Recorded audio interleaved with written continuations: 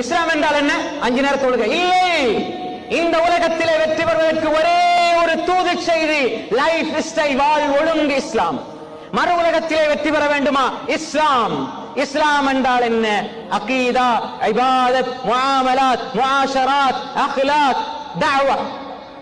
இந்த பகுதி எல்லாம் விரிஞ்ச பரந்த பகுதி. இதுல எல்லாத்தையும் குறைஞ்சது கொஞ்சமாவது விளங்கி வச்சிருக்கணும். அதெல்லாம் அவங்களோட வேலை, மூலைமாட்ட வேலை. அன்புக்கரசு அவர்களே, அல்லாஹ்விடத்தில பாகுபாடு பிரிவினை கிடையாது.